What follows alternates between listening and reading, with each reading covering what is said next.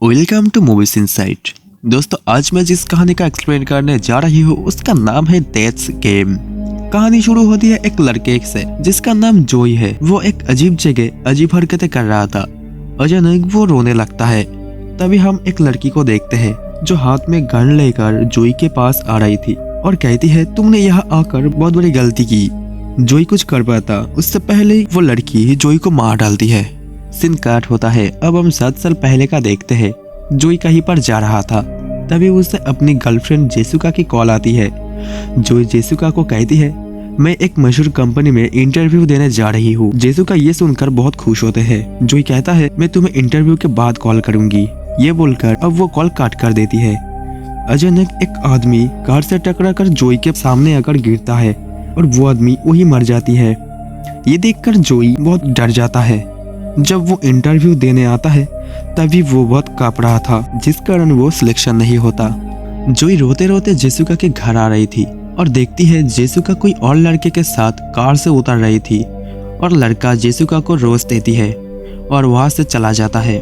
जोई जेसुका के पास आकर कहता है, तुमने नया बॉयफ्रेंड बना लिया क्या? जेसुका ना कहता है। जोई कहता है, मैं तो लूजर हूँ, मेरे साथ अपना टाइम वेस्ट मत करो।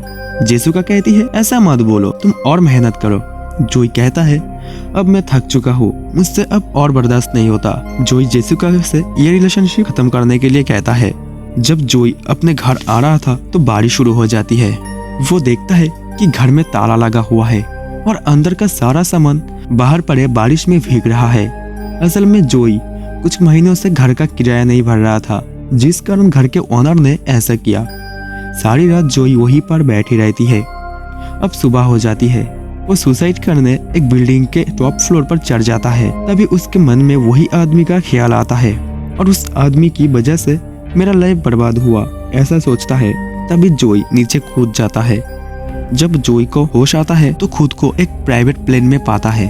अब वो अपने सामने रखे टैब को उठाता है तो उससे रियलाइज होता है कि उसका चेहरा बदल गया है। तभी वो सामने एक लड़की को देखते हैं। उसने सनग्लासेस पहन रखा था। जब वो लड़की सनग्लास को हटाती है तो जोई उस लड़की के आंख को देखकर डर जाता है। असल में इस लड़की का नाम डेथ थी। अचानक डेथ वहां से गायब हो जाता है। उसके जाते ही प्लेन का टर्बुलेंस बिगड़ जाता है। जोई लाइफ जैकेट पहन लेता है। तभी प्लेन स्टेबल हो जाता है। जोई प्लेन में इधर उधर देखता है तो उसे बहुत से महंगे महंगे हैंड वॉच दिखती है। अचानक चमकता हुआ एक चीज जोई के अंदर आ जाता है और जिसकी बॉडी में जोई आत्मा थी उसकी मेमोरीज जोई को दिखने लगती है। ये बॉडी जिनते नाम की एक आदमी का है जो उस कंपनी के बेटे की है। जोई जिस कंपनी में रिजेक्ट हुआ था उस कंपनी का इकलौता बेटा था जिनते। जोई सोचता है जिस कंपनी में वो रिजेक्ट हो गया था अब उस कंपनी का सीईओ बन गया। वो बहुत खुश हो जाते हैं। लेकिन तभी प्लेन का एक इंजन ब्लास्ट हो जाता है। देखते ही देखते पूरी प्लेन में आग लग जाती है और जोई भी मर जाता है। तभी वो वहीं पर पहुंचती है जहां डेथ थी। जोई डेथ के पास आती है। डेथ उसे कहती है, तुम्हें हेल में जाना होगा। डेथ उसे एक दरवाजा दिखाती है क्योंकि हेल उसके पीछे है। डेथ जोई को हेल में ले आता है।